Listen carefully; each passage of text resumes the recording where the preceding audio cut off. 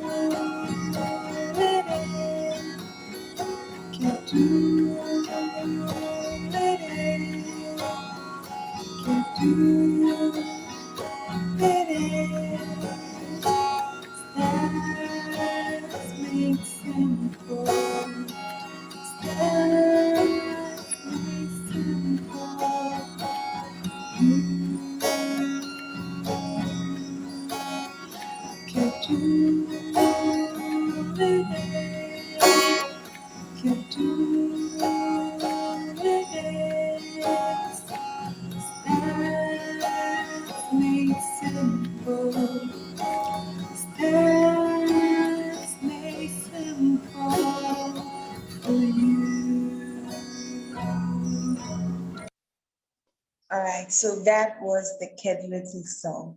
All right, so next is to introduce our guest speaker for the day. That's our first guest speaker. He's in the person of Mr. Agowondes Robert. He's an aspiring young entrepreneur who is an enthusiast about robotic process automation. He also has a profound knowledge in e-commerce and also served as project lead for 2 startup companies in Ghana. He co-founded Artificial Intelligence Movement Club, which is now Trestle Academy Ghana. He's currently the Director of Innovation and Entrepreneurship at Trestle Academy Ghana. All right, so let's welcome Mr. Agowondes to give us a speech. Yes, so Wonders, I'm into robotics process automation. That's my main focus. I'm a certified professional in e-commerce as well. So I co-founded Trestle Academy, formerly Artificial Intelligence Club, when I was in the University of Ghana reading computer science. So I started it as a club for students in artificial intelligence because I realized artificial intelligence was an emerging technology that was making waves across the globe, but it wasn't being taught the way it should at the university level. So I started it as a club to just introduce the students to concepts in artificial intelligence.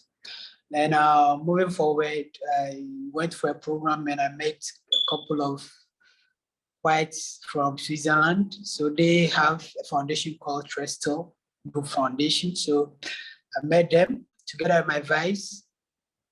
So through that, we're able to transition into Trestle. So we have adopted the name of the foundation in Switzerland as the club now.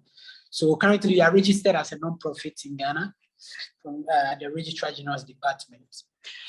Yeah, so that's basically about it. So yeah, I think I'm excited to be here because statistics falls under what we also do. Artificial intelligence, machine learning actually relies on data. So yeah, I'm excited to be here. So I don't know if do I have to proceed my presentation or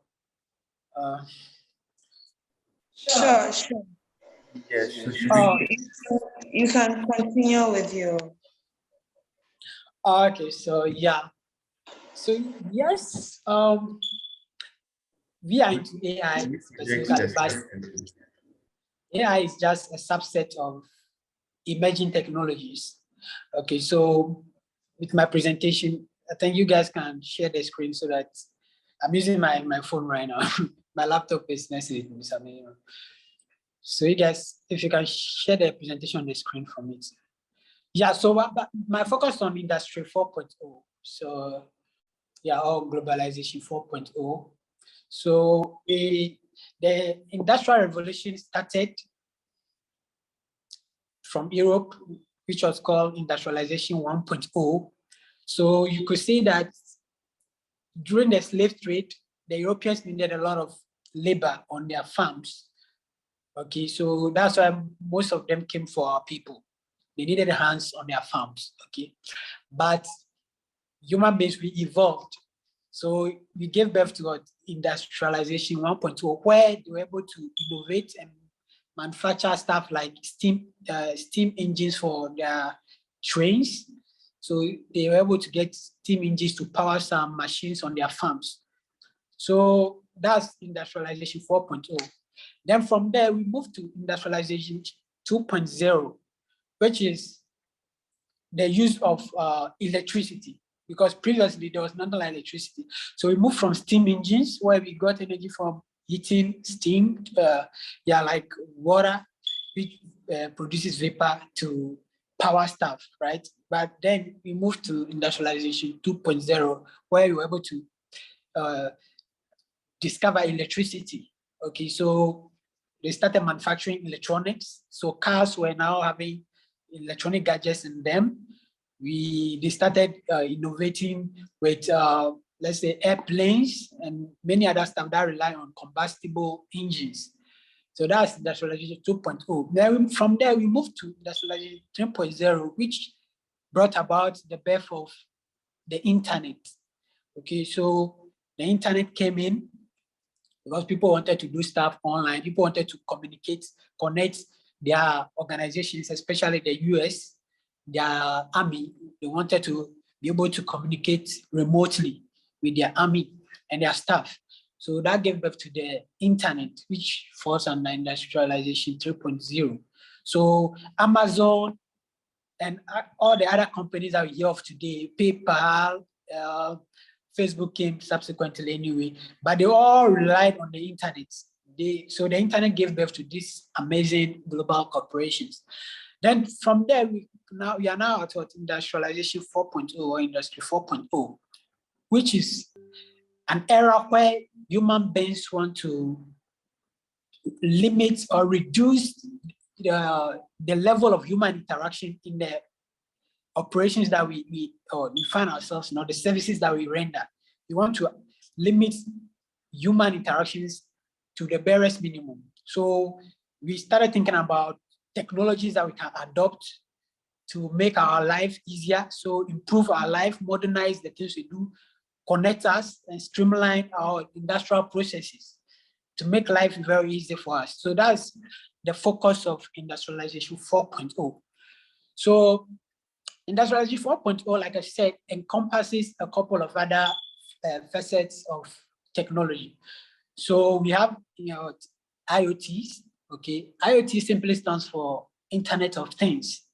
So Internet of Things, from the name, you can actually decipher what it entails. So people want to remotely have access to their devices. Okay, people want to be in their office and still be able to see what is happening in their homes through their CCTV cameras. So CCTV cameras are now on the internet, so people can actually see what is happening in their houses on their mobile phones over the internet.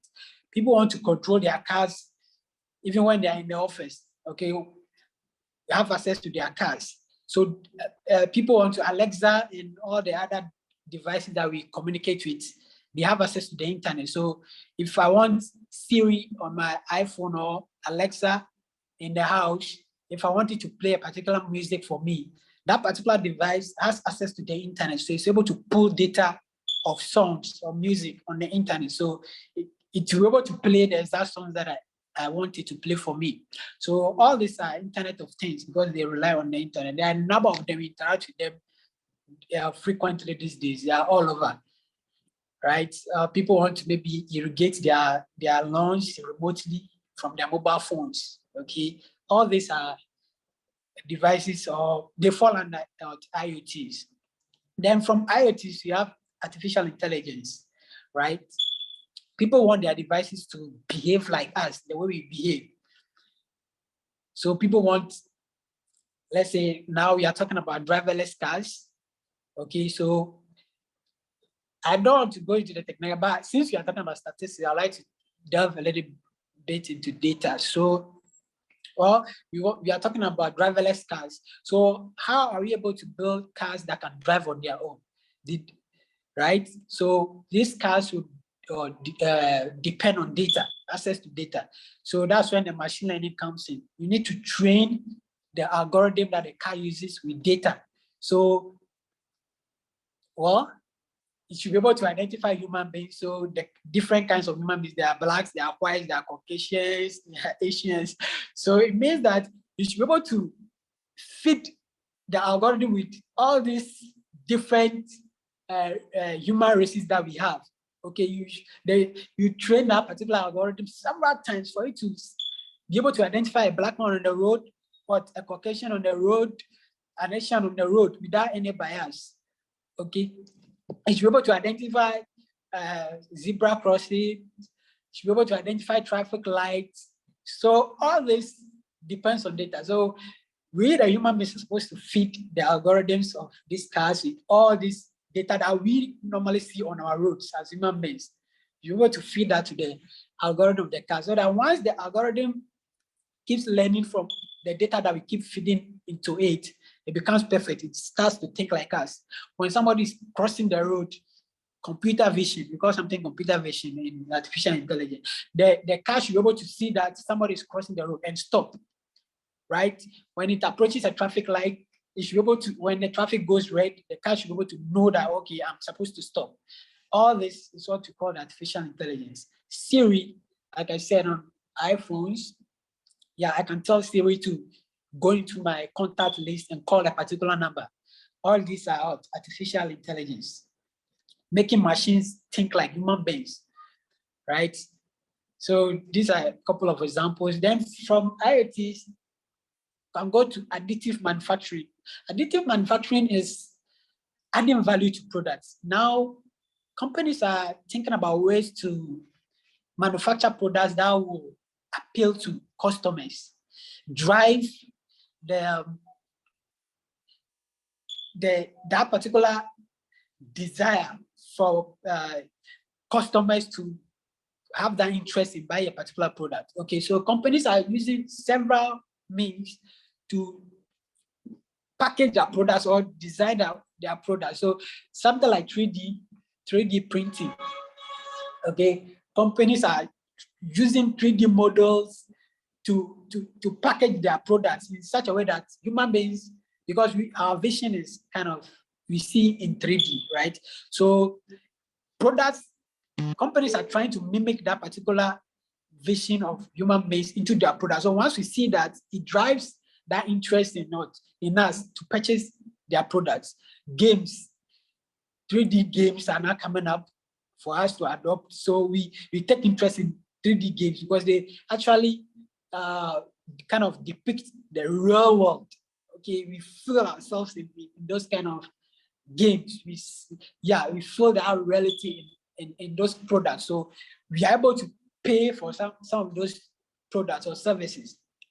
Yeah, so that's brief about additive manufacturing. Then we then go to robotics.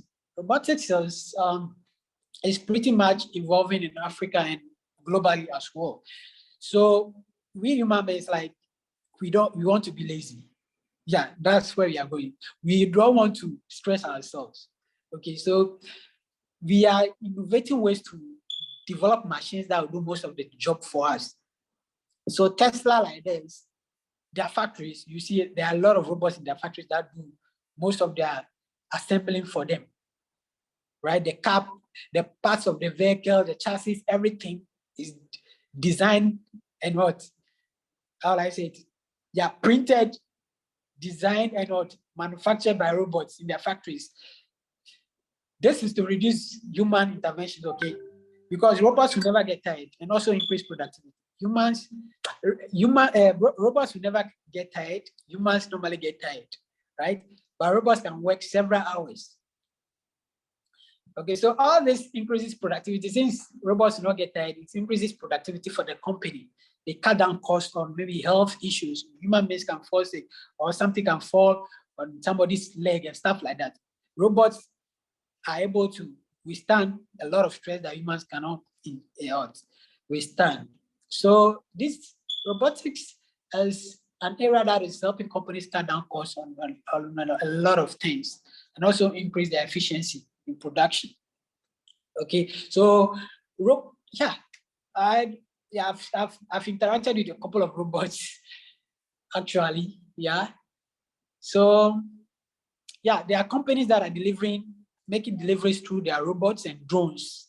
Okay, so instead of delivery guys riding bicycle and motorbikes that are whereby they are normally knocked down in traffic by other vehicular road users, normally trucks and other car owners knocking down delivery guys on their bikes and stuff. Robots wouldn't go to that problem. A drone is flying. It's not going to encounter those kind of agitations in traffic and stuff. So robots are actually saving costs for companies, yeah, and they are increasing efficiency in the delivery of their services. That's basically about it. Then coming to the fifth point of this industry 4.0 is advanced data analytics. Okay, basically now our life actually revolves around data. Companies are interested in making sense of the data that's available to them. They want to make forecasts. Okay, they want to predict the future. That's where we are going. Companies want to predict their profit margins with the data that they have about their customers. They're able to target certain customers that purchase their products using the data. So if I'm able to target certain customers that purchase my service on a regular basis, right? Maybe I could use that data to develop an award scheme or a coupon as a cost, right? Packages come along. Guys, can you hear me? We can hear you. Yes.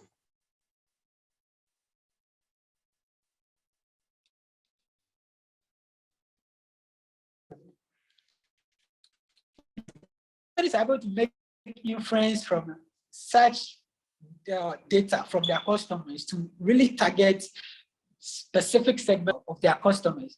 Okay, if I'm able to have data on certain group of customers that are not frequent in buying my products or services, I can easily target them instead of broadcasting an email to all my customers, right? And because email broadcasting or marketing you need a lot of money for that, for those CRM platforms. But if I can use the data to just target customers that really buy my products, I can just target them and send that email to those particular group of customers just to find out why they've not been buying my products for quite some time. Just get to know their concerns and stuff like that. It saves cost, right? You can also use data to determine your profit margin. You know how many customers are purchasing your product. You know which particular products each customer purchases. You know the pricing and stuff. So you're able to make that forecast, okay? So if maybe like Tesla, like this, they know how many customers have made orders for maybe a particular model of their car, and they know the price customers have made order for a particular model, make that forecast for their profits. Okay, it makes them know which particular decisions to make, okay, in the delivery of their services. So basically about data, it cuts across schools. Now universities have a lot of data on their students, a lot of data. They're so like their data house right now. They have a lot of data on their students. So over the years, you know, like let's say mostly students stay in school for like 4 years. In our universities here, for under, you have data on a student from level 100 to 400. Different, it could be certain patterns of performance of students and a particular department.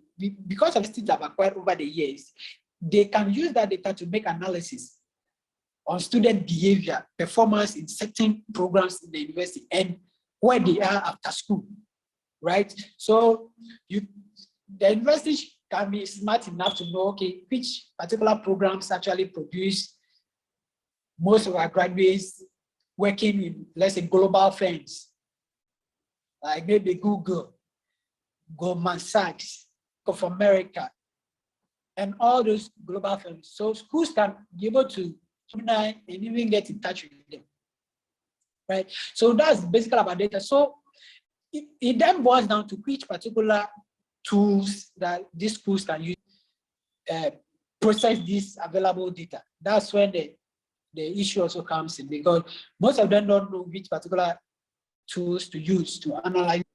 Okay. So I would like to briefly talk about some of the tools that we use. In my field of programming language, so in my club like this, we rely mostly on Python for our training sessions, because Python is a very good programming language for machine learning and data science. Okay, so we would like to code about the models and stuff like that. We would like to code our stuff. Okay, but for senior management or corporate executives, they need to program, right? So that's why there are new tools that are used for data visualization and interface. That's why you have Windows software where you see icons on your screen, you can drag and drop and stuff like that. Corporate executives make those kind of tools, okay? So in your statistics, you use a number of tools, okay? Maybe SPSS, Wika, most of the universities, research institutions use Wika, a rapid miner, I think I mentioned SPSS, Excel, right? But when it comes to most of the data visualization stuff, we talk about Tableau, we talk about Power BI, right? You talk about, there is this one that I using recently, it's called Orange. I will share the link in the chat later on along the session. Orange. So these are very interactive tools. Okay, I see where maybe if I want to use bar charts, I can import my data set in maybe CSV format or Excel into the platform. If I want to use visualize the data in the form of a bar chart, I can see bar chart somewhere on the app. I can just click on it, link it to the data set, then the software is able to generate the visual format of that particular data based on what specifically I want. It could be a histogram pie chart, it could be a heat map, what a scatter plot, it could be anything. Some of these tools actually make it very easy because we actually admire those raw analysis. When they see the thing in pictorial form or from where they know, okay, they can see it on a pie chart. These are the number of employees that have been absent. They know the percentage, like they appreciate it. Hello, Mr. Robert. Hello. Hello. All right, so you Yeah, I was muted. Hello. Hello. Hello, can you hear me? Back. Hello, Mr. Robert. Hello. Yes, we can hear you. Hello. Yeah.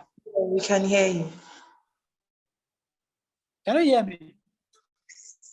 Yes, we can hear you. Okay. Okay. So yeah, so all right.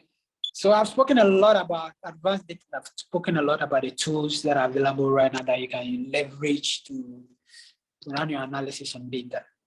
So I think I'll move to the next issue, which is digital transformation. Okay. So it's one thing that that's one major thing that I like about what the APP government is doing. Okay. Yeah, we are evolving. Okay, so yeah, we are evolving. Even though Africa, we are far behind, but I think we are also getting there. So we want to computerize most of our services, okay, our operations. We want to give everything to the computer. Okay, instead of the manual paperwork and human beings going to office, human beings have to sign a lot of paper, big files on people's tables, distracting a lot of things, just evolve operations. Okay, so we want to modernize how we do our things.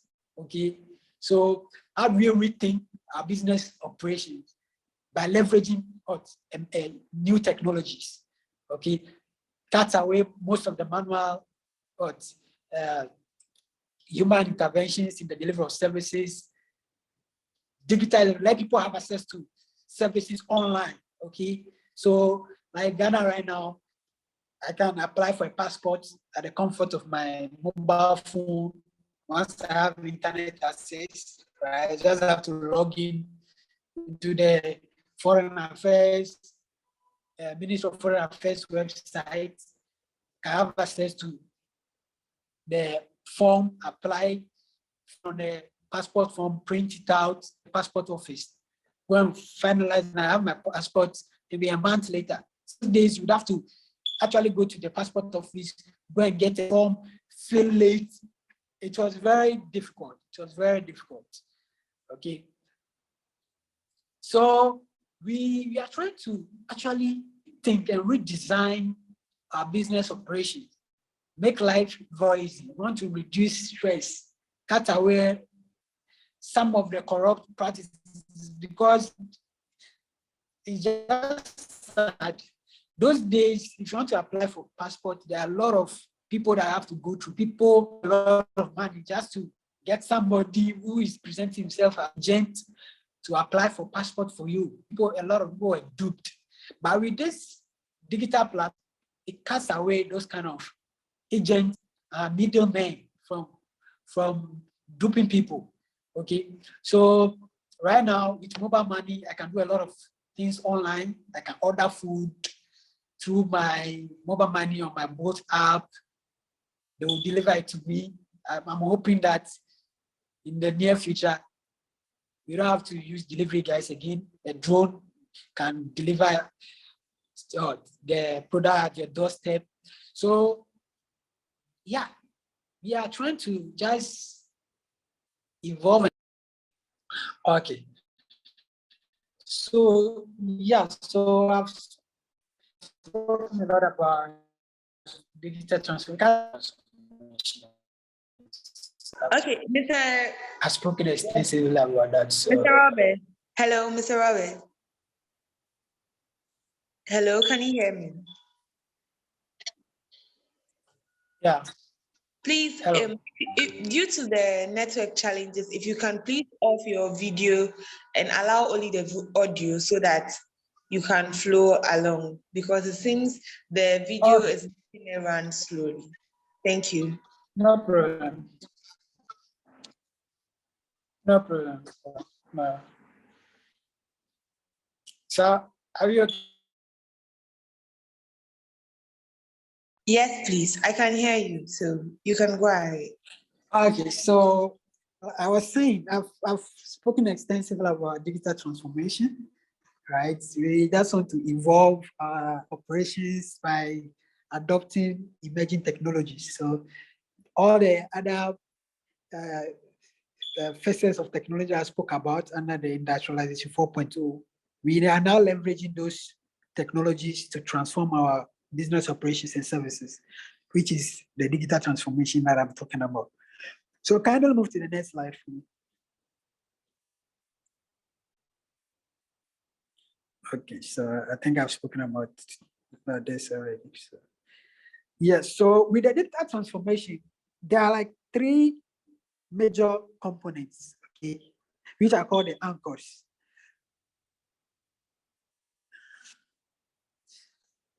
So there are three major components which are called the anchors. So the people, the process, and the technology. Okay, no matter how robust our technologies are, we definitely need some human intervention in it, right? Because even the self-driving cars that we have, they will be programmed by human beings, okay? Right, so to achieve digital transformation, you would have to deal with these three anchors: the people who will be using the technology, right? The process that the technology will be used for, and the technology itself. So assuming government maybe imports self-driving cars to Ghana, right? Yeah. So let's say the self-driving car is the technology, okay? But do we have the right professionals here who can actually use those cars in terms of when the self-driving cars have issues on the road? Do we have the right machine learning or AI engineers prepared? Have our universities actually educated or trained people with those particular requirements or skills in order to manage the self-driving cars? I don't think so. Okay, so it means that you will need to train people who will be ready to adopt the technology that are bringing. And the technology that you are bringing should not be alien to the process that you want the technology to deliver. I hope you are getting it. So if you bring self-driving cars to Ghana to maybe serve as ride-hailing apps like Bolt, Uber services, right? That's the process that I want you to solve. But if you bring them and now you want the self-driving cars to be directing traffic, like that's not the process that you intended for it. It's like the technology isn't meant for that. So there's a deviation between what the technology is supposed to do, which is the process. Okay, so you would have to have a way of making sure that all these components align with one another. There's no deviation. So if once you are thinking about adopting a particular technology, start training people who will be using those technologies and make sure that the process for which you are adopting that technology is not alien to the technology that are bringing, right? So like the passport application that I spoke about, if you don't have the right people at the passport office to manage the platform, the passport application platform, there'll be issues. Or let's say I fill the form online, I go to the passport office, then the guy who is supposed to maybe see my data in the database doesn't have any idea about database. Then it means that there'll be a problem at the office there, right? Or I fill the form all right, then I get to the passport office, then they are saying that they can't use the data that I've brought. I have to take the data to Lands Commission. Like, what's the data for passport going to do at Lands Commission, right? So if that happens, it means that there's a deviation between the technology and the process, because I filled the form for passport, not to go and acquire land or get land permits. Okay, so the process for which I filled the form should be in line with the technology. So prepare the people ahead to be able to use the technology that I'm bringing. And the technology should be able to deliver the services that you want it to deliver. There should be that connection. There should be like a Venn diagram, like the intersection of the various how will I say it, subsets, kind of. There should be that kind of integration, that core connection among all these three anchors. Without that, there'll be problem in the company. If you have you can have the best technology, but if the people working in the company are not prepared to use those technology, there'll be problems. They might even end up blaming the technology. Meanwhile, it's because they are not prepared. They don't know how to use it. Right?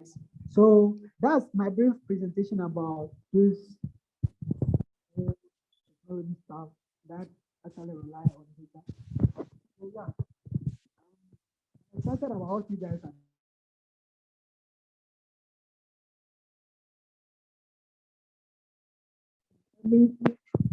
Hello, Mr. Robert.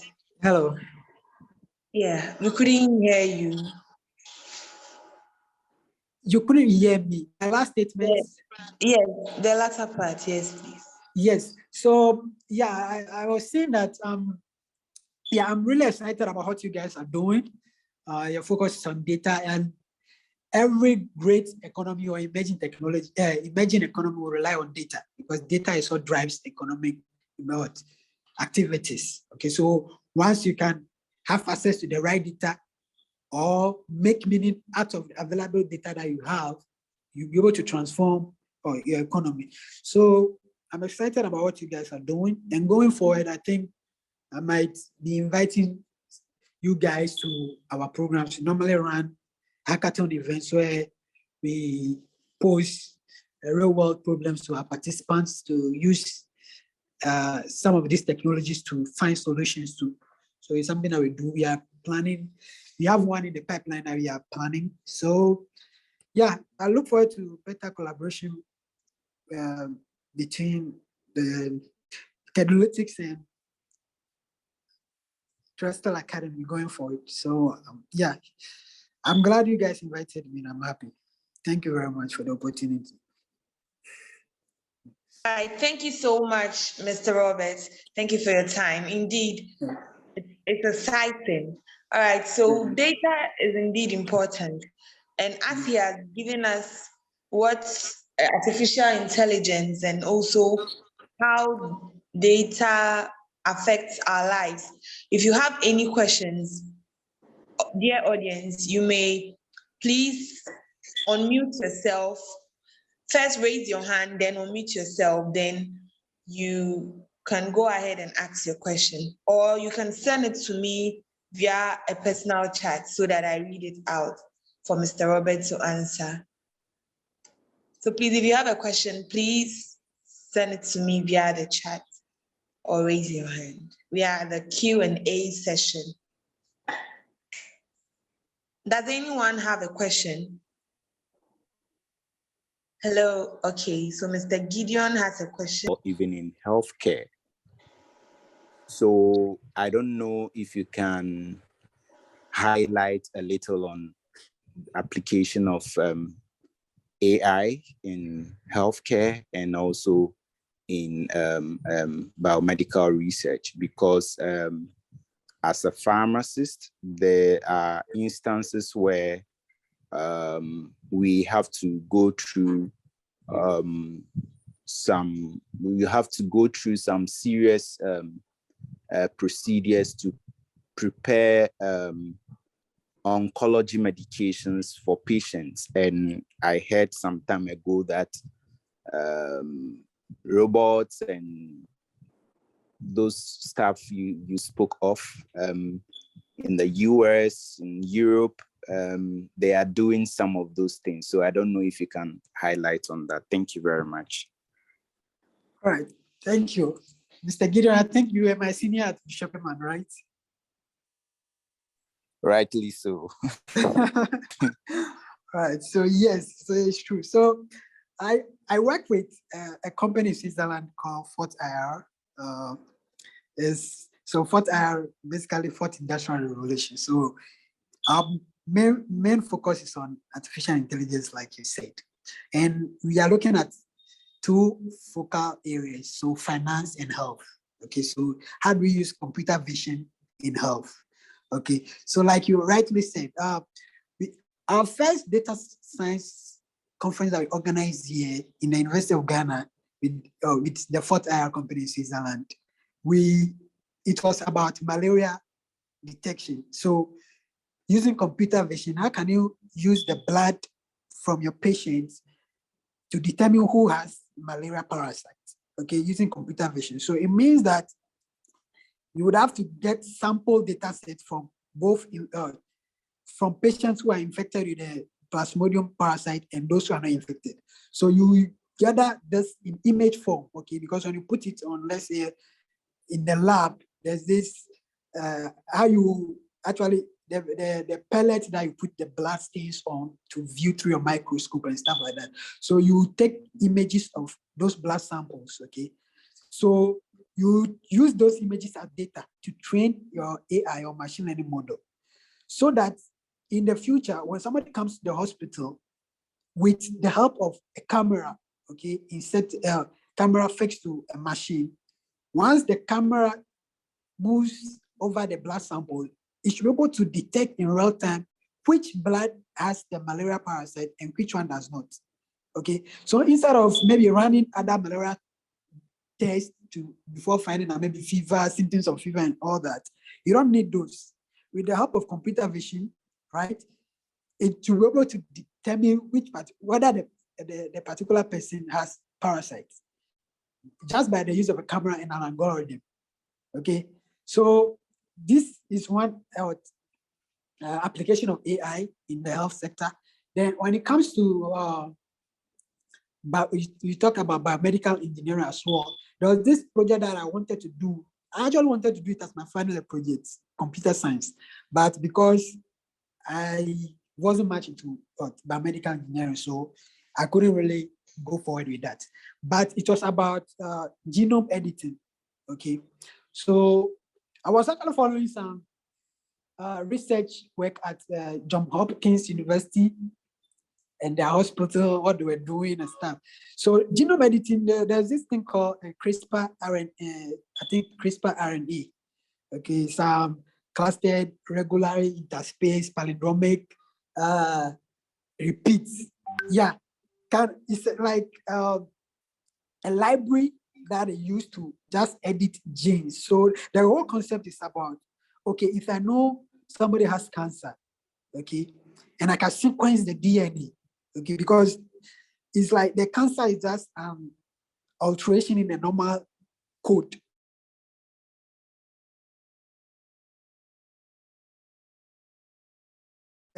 Region of the DNA where the code has been altered into cancer, and just replace it with the correct sequence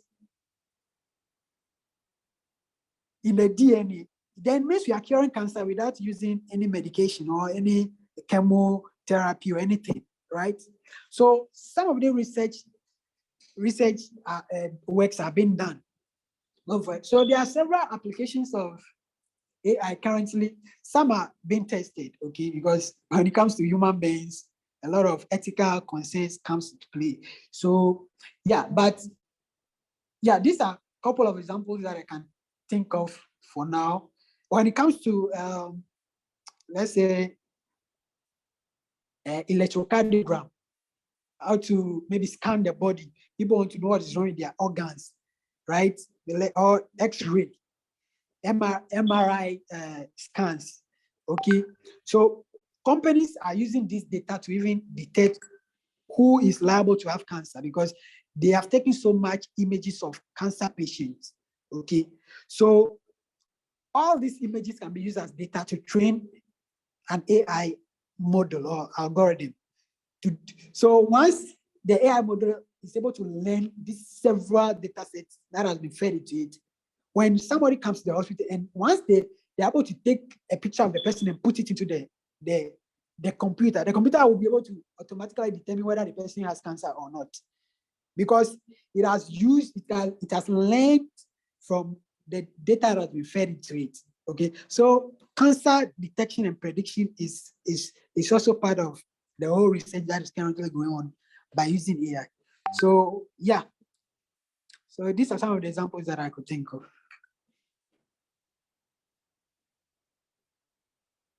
Thank you so much, Mr. Gideon. I hope you are okay.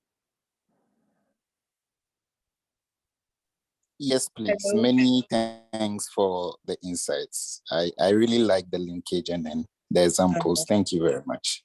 All right. Yeah, thank you too. Mr. Robert, thank you very much for such an insightful speech. All right, Thank so yes, thank you. All right, so next, we would like to invite Mr. Adam to give us a speech on types of variables and data entry and coding in with SPSS. So, Mr. Adam, welcome aboard. All right, so it's not actually a speech. We are going to learn. Yeah, so if you are happy to learn, you can give me one in the chat box. One. Let's put one. Let's type one if you are ready to learn. Right. Okay, so I'm going to project my slide, and then we'll learn a few things. After that, we'll demonstrate it. Yeah, so in English language, before we can learn how to write sentences, paragraphs, and make sense of whatever we are putting across, we need to understand the basics. So usually the English teachers would start by exposing us to components of the English language, like nouns, verbs, and all that. These are the basic things that make up the English language. Similarly, when it comes to data analysis, the basic things that we need in order to do our data analysis is the data itself. So we need to really have an understanding of the data. And so that is what we'll be doing today. We are going to see what type of data we have, and then how we can explore that in Excel as well as SPSS. So we'll be doing a simple exercise by the end of the presentation. So basically, data can be quantitative in nature. And when we say quantitative, it means that we can count it. So it's countable. And quantitative data can be divided into two. So we have the discrete, and then we have continuous quantitative data or variable. Now, what do we mean by a data set being discrete? I'll use examples to explain so that we'll really understand. So for example, you have, or you are asked the question, how many persons are present in today's Zoom meeting? Your answer will be 13. And then you also ask, what is your height? You mention things like 1.2 meters, 1.0, 1.6, and all that. Now, you will not say we have 13.6 people on the call. The reason you can't say that is because the number of people on the call is a discrete quantitative variable, whilst your height is a continuous variable. So a discrete variable doesn't have the data points in between two fixed points. However, a continuous variable has infinite data points between two fixed points. So we can have 1.6, 1.7, 1.8, 1.9, and then 2. So between 2 and 1, we can assume, or a continuous variable can assume any value between 1 and then 2, for example, 1.2, 1.6 in that order. However, a discrete variable cannot have a value in between two fixed points. I hope that makes sense. So we can't have 1.2 persons, or we can have 2 persons, 3 persons, 4 persons in that order. So that makes it up for a discrete variable. Continuous variable can assume data points infinite between two main data points. Now, another type of data that we have is the qualitative data sets. So when you're asking a respondent, or you're undertaking a research, and then you ask respondents about their gender or their sex, you are going to have responses like male and female. You ask them about their educational level, you are going to have responses like secondary, primary, tertiary. Now, these are qualitative data sets or qualitative kind of data. These ones are not having numbers associated with it, but they are just categories. So we can call qualitative variables categorical kind of data sets. So when we have, for example, your sex or your gender, being male or female, we have a scale of measurements, which we'll call it nominal. So nom in English is basically name. So a nominal measurement scale is basically telling you that the qualitative variable you are ascribing to are just names. So being a male or a female doesn't affect each other, or they are independent of each other, and we are just ascribing names to them. Now, when we talk about your level of education, or you're in a tertiary institution and they ask you what is your level, you're likely to say level 100, level 200, level 300, or even level 400. And for other levels, you can mention 500, 600, and postgraduate level, etc. and etc. But for this discussion, we are going to mention up to the 400 level. So 100, 200, 300, 400. Now I realize that being in level 100 is lower compared to level 200, similar for level 300, similar for level 400. So there's a kind of order in that there's 200 is higher than 100, 300 is higher than 200, and 400 is higher than 300. So that kind of data sets, qualitative data sets, we can call it as ordinal data sets.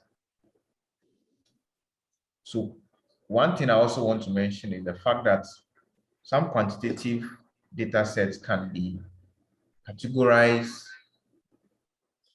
into ordinal or to become so that we can have ordinal. In that case, we can have categories. So for example, you're looking at age of individuals. You can decide to categorize the age into from 0 to 5, 6 to 10, 11 to 15 in that order. In that case, you realize 0 to 5 is less than 5 to 10.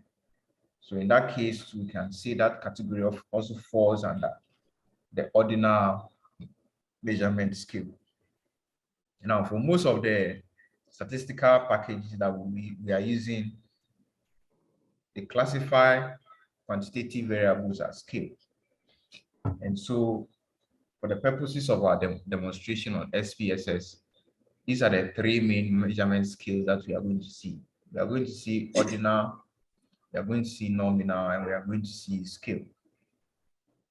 Now, at each point of selecting what particular type of measurement scale, I will employ or ask the question, and I expect us to know by virtue of the knowledge, the broad knowledge we have gathered from this simple presentation to be able to do that.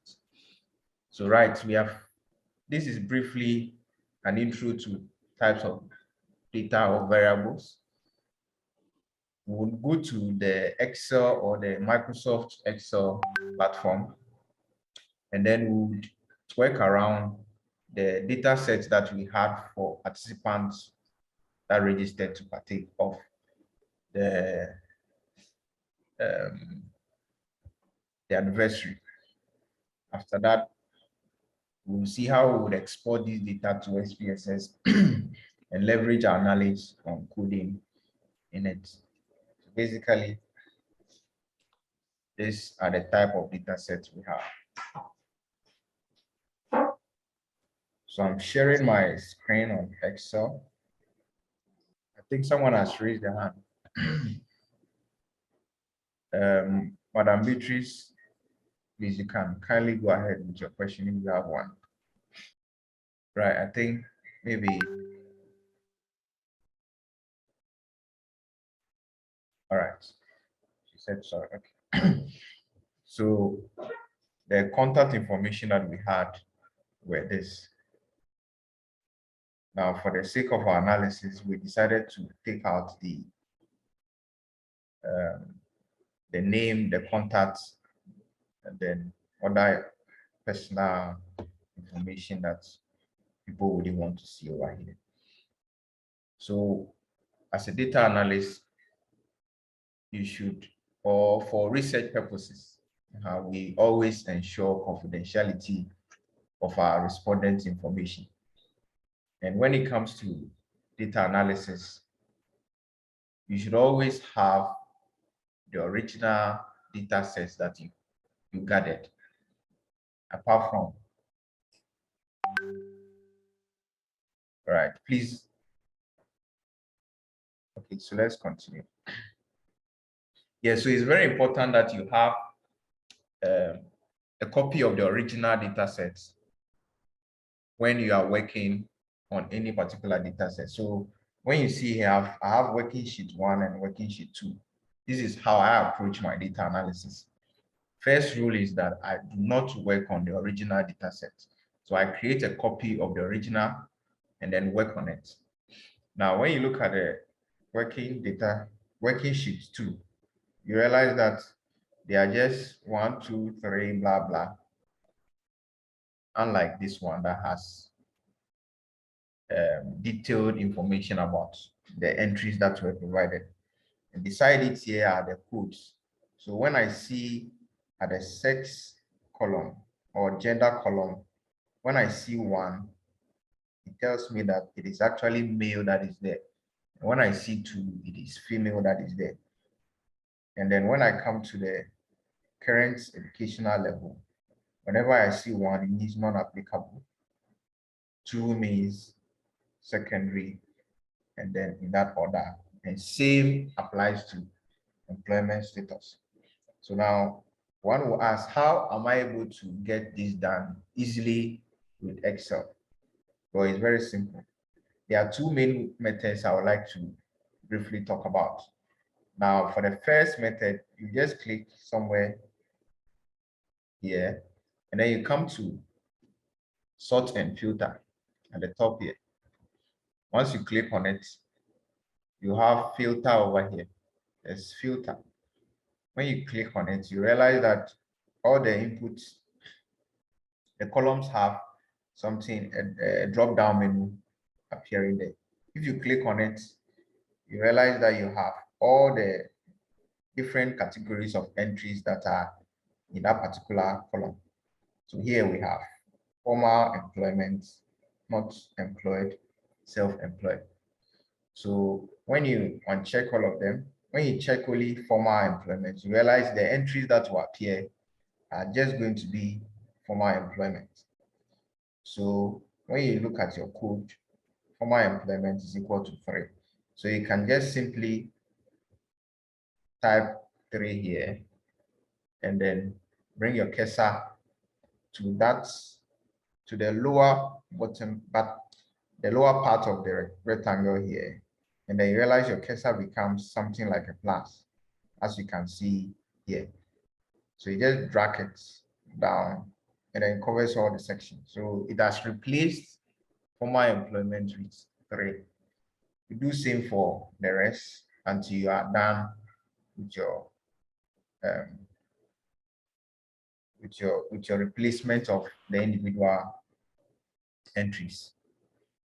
Now, after doing that, or the second method we can also employ aside this sort and filter option is basically to check. So you come here and then check this, and then you click on Control F, and then you type whatever you want to replace. Control F is basically to find and replace. So you find mail, and then you come to replace, and then you want to replace it with 1. And then you come to this portion here and click on replace all. And you realize that all mails have been placed at 1, and including female. So you realize that there's a male part, Somebody has raised their hand. All right. So you realize that there's a female. In female, we have male. So it has replaced the male part of the female with 1.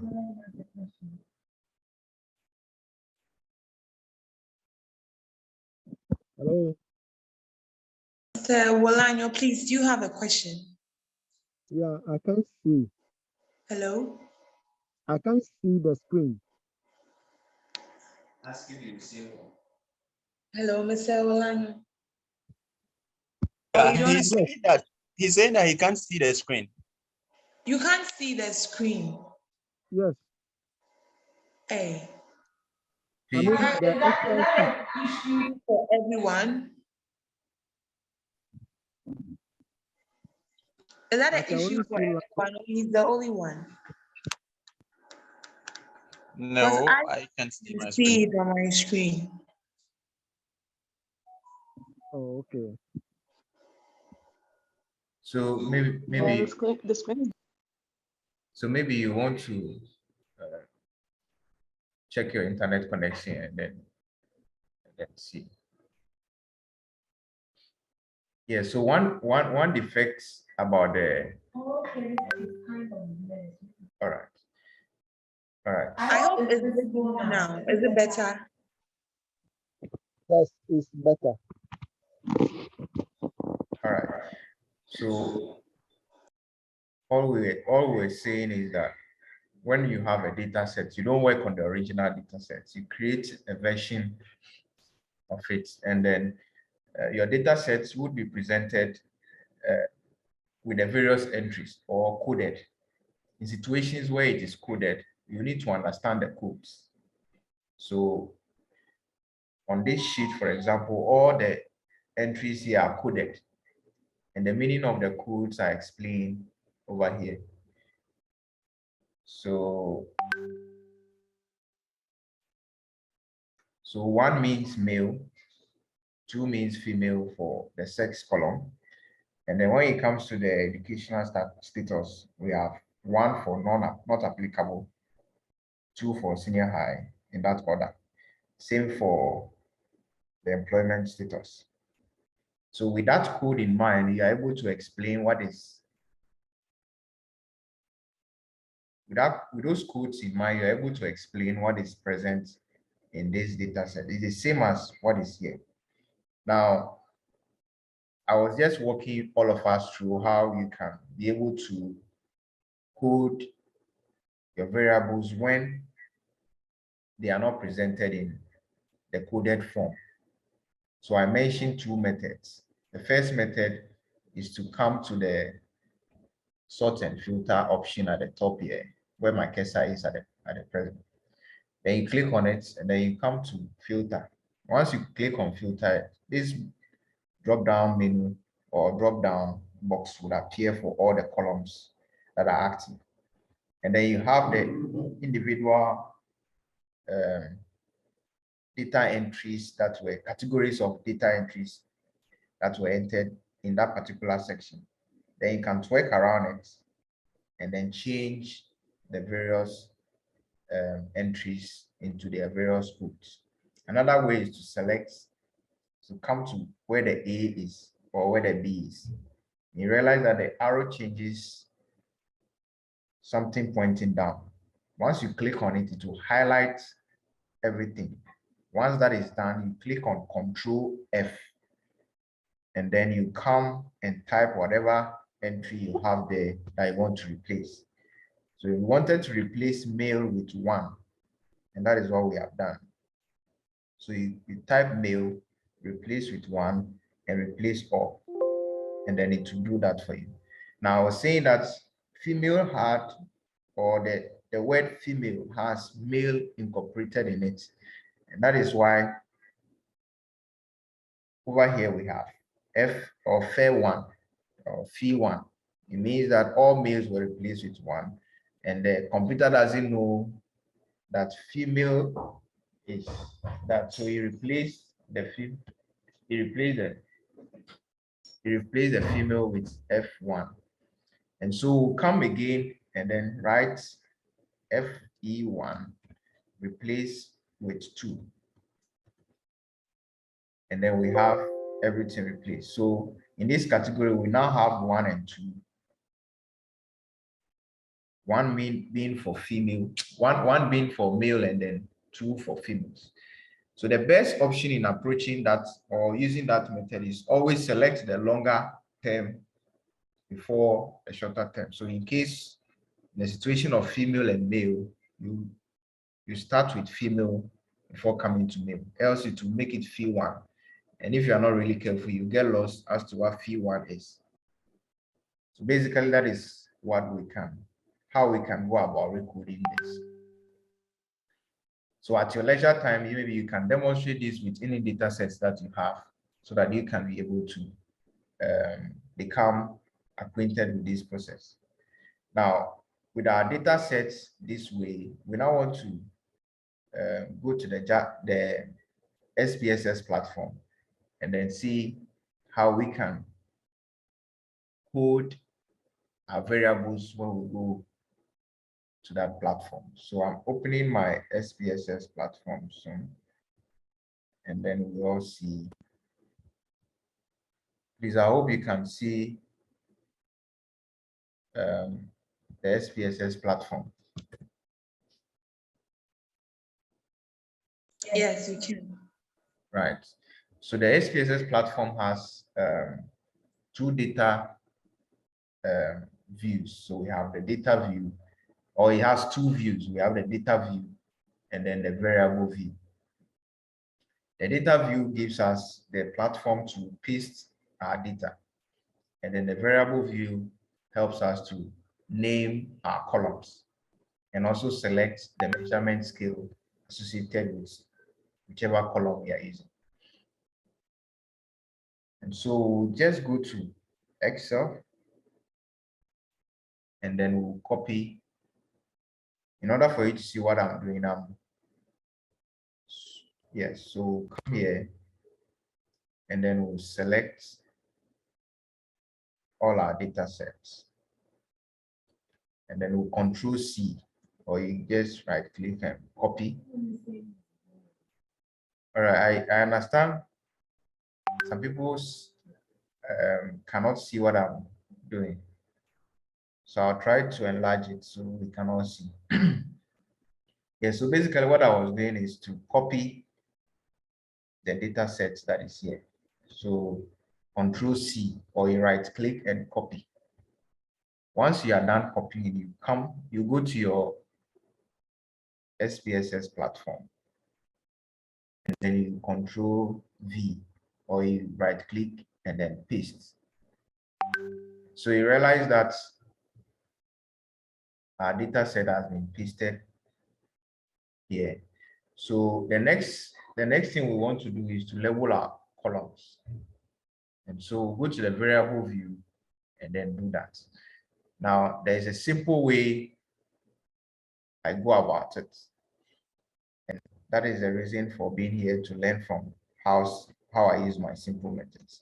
So I usually will create another spreadsheet and name it SPSS, and then come to this and copy all these column headings. Then come to and then paste, but in this case, I'll paste it as transpose. So I paste transposed, and then SPSS would always recognize a data set or a label with space as illegal. So usually we want to put underscore in between all spaces. So here we have employment space status. So instead of doing that, we'll have employment underscore status, so that there's no space in between any of the levels. Now with that in place, we'll copy, we'll come to SPSS platform, and then we'll paste. So you realize that it has pasted without any issues. Now, should we have excluded the space? And for example, we went ahead to say current educational level. Let's try that and see what happens. So we copy that, and then we go to the SPSS platform and then paste.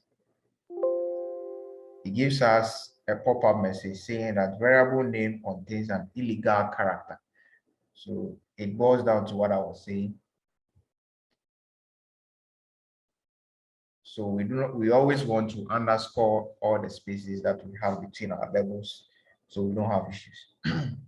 Now, the next thing we want to do is to identify our measurement scale. So when you click here, trying to enlarge it, but I'm not able to enlarge it here. But I hope you can see. So we have scale, ordinal, and then nominal, as we mentioned whilst we were on the slide. So gender, as we mentioned, what measurement scale can we classify gender with? Do you think it's nominal or ordinal? This one is a question to all. So please, you can answer by sending a comment, okay, saying whether it's nominal or ordinal. Thank you. Right, so I saw someone typing nominal. That is excellent. So gender is nominal. Age, as we saw, was continuous, so we'll leave it as scale. Current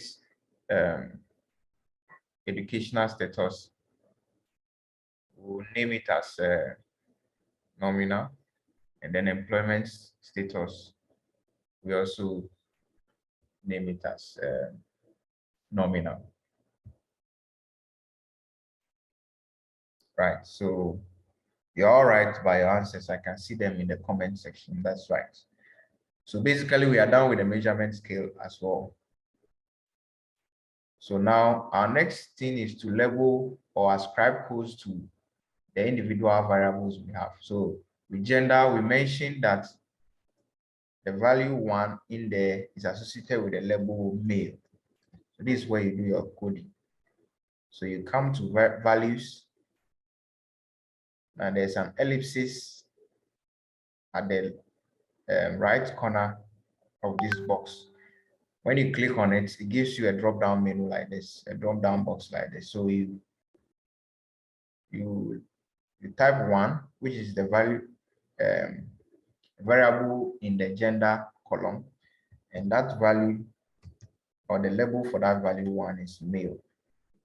And then we also have 2, and that is for what? Female. And then you click on add, and then it does add, and then you click on OK. Now let's see what happens when we go to the data view. So you realize that in the data view, instead of having 1, 2, 1, 2, 1, 2 in here, we now have male, female, respectively. Now observe this column as well as this, and see what happens when we are done coding in the variable view. So we'll come here and click on the ellipsis here, and then for age is continuous, so we'll not worry about that. Now when we come to current employment status, so we want to refer to the codes that we gave to it.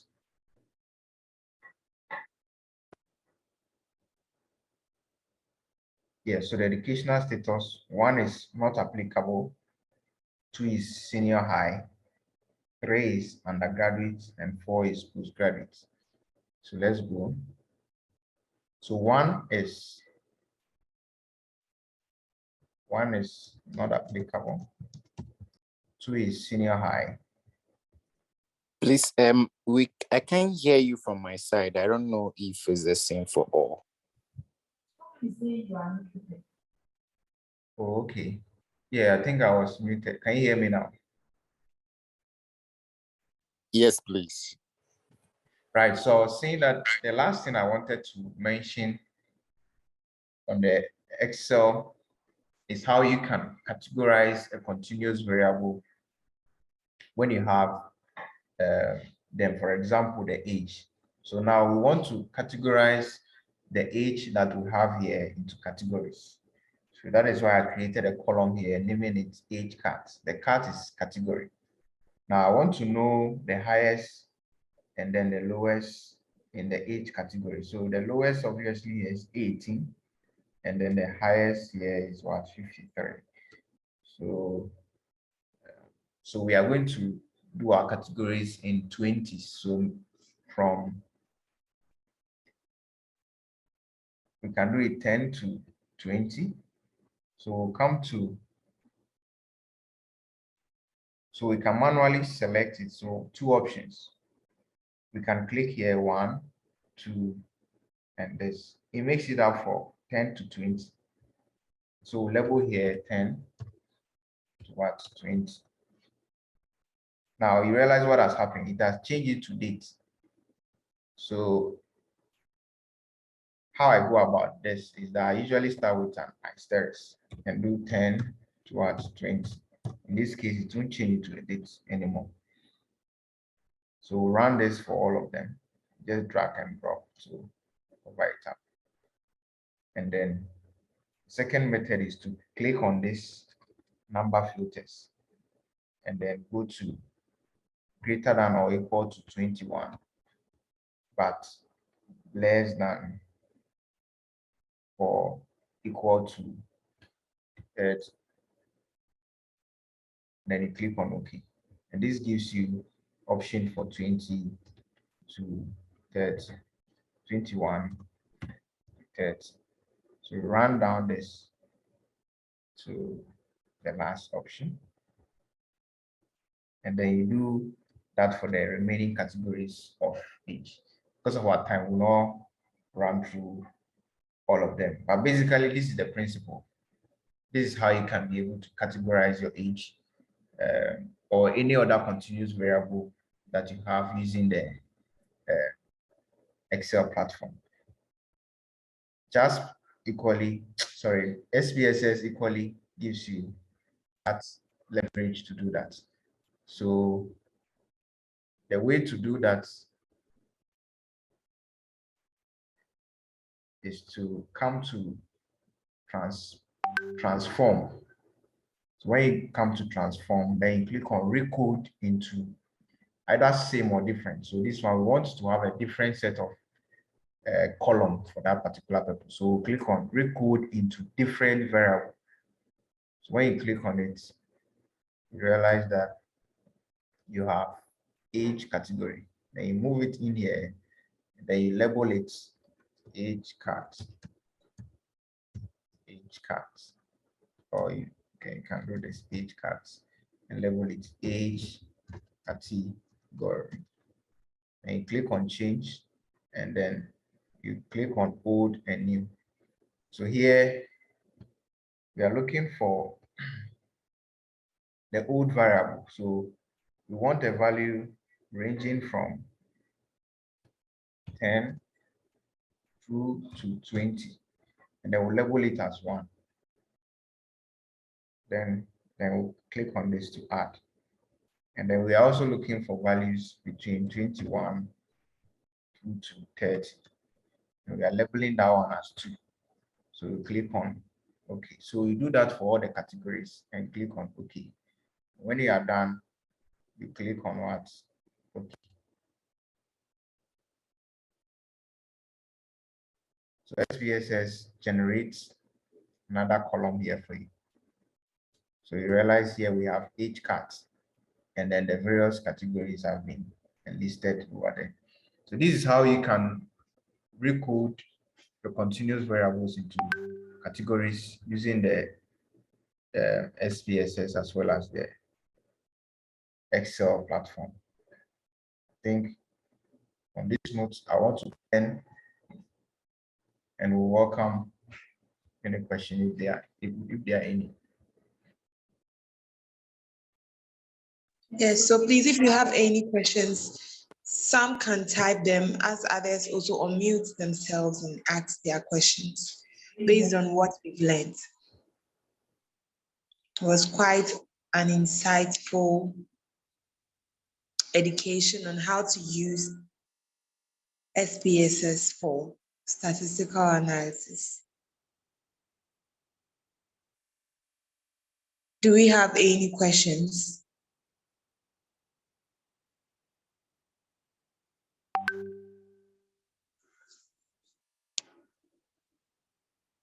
All right, so if there are no questions, we would like to thank Mr. Edem very much for such an insightful education on types of variables and data entry and coding with SPSS, which was done quite well. All right, so with that, also soon we've come to the end of today's program. It has been really exciting and educational. So we'd like to invite Mr. Silas to give us the closing remarks and also to indicate our plans for tomorrow. As today was very educative, tomorrow is also going to be power-packed with so many activities, and I know you won't miss it. So we'll take our closing remarks from Mr. Silas. Hello, Mr. Silas. All right, thank you so much, Christiana. Yeah, so I'm sure most of us have already realized that we've not wasted our time joining this program, beginning from yesterday and even today. And we can all attest to the fact that what we've learned today is so much packed and is enormously invaluable. And so I just have to talk about two things here. Yeah, I want to just give a synopsis of what has been presented today, and then also, as the MC said, indicate to us what we look up to for tomorrow. Yeah, so there is this famous mathematician, John Tukey, that said that the best thing about being a statistician is that you get to play in everyone's background. And I believe today's presentations actually exposes and then showed us how this actually comes to play. So more like it pretty much sums up the field, how this field of statistics is attractive and then is so empowering in all areas. So from Mr. Roberts' presentation, we've learned about the historical revolution in industrialization, where he spoke about human labor, where like the Western world, the Americas, and then Europeans had to come to Africa to take slaves just to help in their plantations and among others. And from there, it progressed to the use of steam engines. And then we went further to electricity. And then now we are in the internet world and like a whole lot more. And all this has data or statistics at the backbone, because everything that is done in these areas is based on data.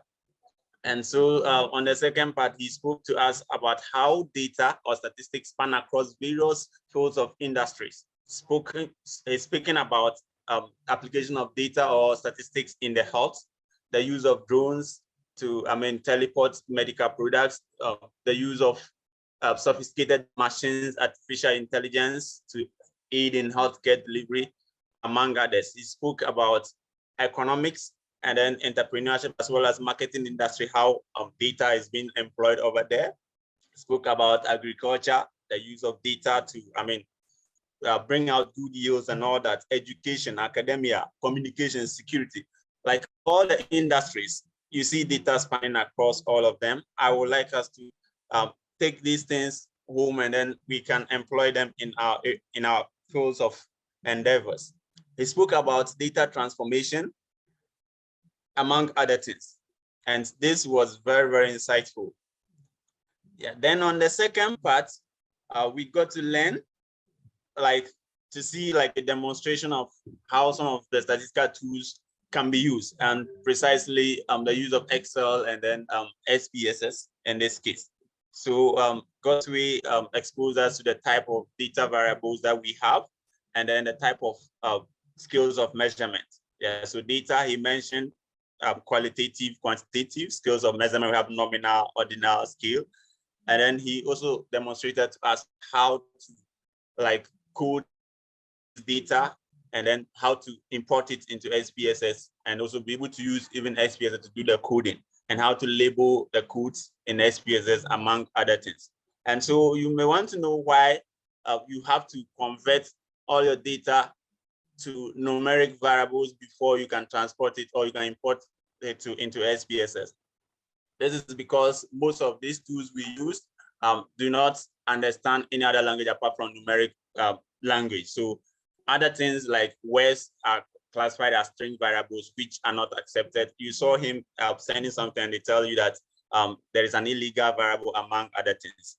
Yeah, so this was really insightful. And then I want to encourage us to make a date with us again tomorrow, same time, as we look forward to continue our program. And so the outline is that tomorrow we'll continue to get exposed to, or to see demonstration of basic descriptive statistics with SPSS and other tools like Stata, GraphPad, and Python. And then we would also be fortunate to get a poetry recital by a colleague of ours. So you can anticipate that.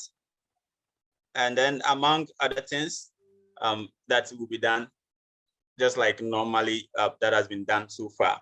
Yeah. So I would like to end my remark by quoting this saying by Jonathan Rosenberg, who was a former Google senior vice president. He said that data is the sword of the 21st century, and those who wield it well are the same right. So how do you get to wield this sword?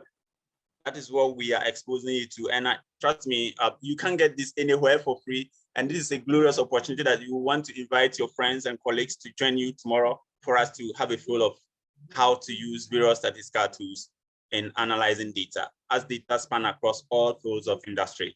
Thank you very much, and God bless you.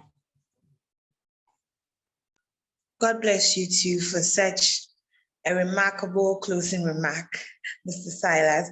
All right, so there's more to look forward to tomorrow, as he rightly said. So you do well to make a date with us, same time tomorrow. as we'll be going deeper and better. All right, so I'd like to take a listen to our Kedulytics song that we listened to yesterday. And I know everyone is enjoying the song and would like to sing along. So please do sing along as we play the song, and also take our prayer lastly from Mr. Gideon. Thank you.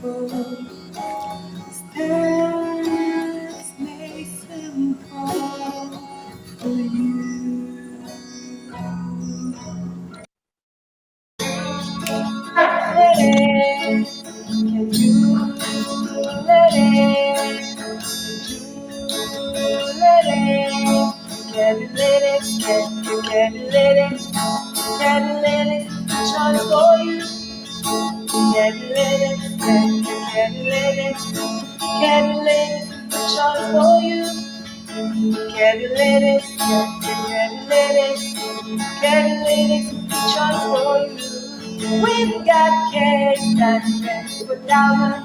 We've got education and medication. We've got lyrics and analytics. Kedulytics, choice for you. Kedulytics, choice for you. We've got cake and for dollars. We've got education and medication. We've got lyrics and analytics. Kedulytics, choice for you. Kedulytics, choice for you. Kedulytics, choice for you. Action, yeah, action, yeah, down the street action, it's slowly going, it's complete, action, down the street action,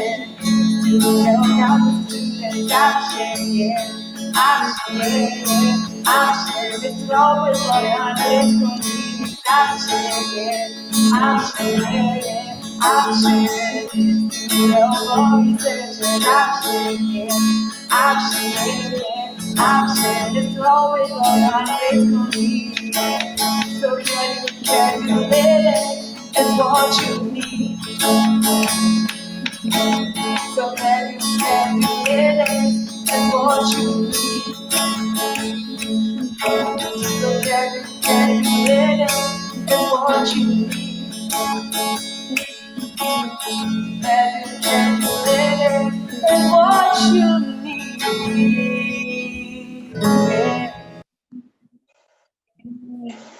All right, so that was the Kedulytics song, the main and the slow one. All right, so finally, we would like to take a closing prayer from Mr. Gideon. Shall we pray? Our Lord and Master Jesus, we thank you for such an event this evening. Thank you for our lives, for sustaining us, for keeping us up till this point. We pray and ask that you help us to remember the things we have learned. You help us to apply the things we have learned. You help us to be an inspiration to the world. Through Christ our Lord. Amen. Amen. Amen. Thank you so much for the prayer. All right. So that is it for today. Expect more for tomorrow, as it's going to be power packed with more analytics made simple just for you. All right. So good night and thanks for joining. Do well to invite your friends to join, as you've learned so much today.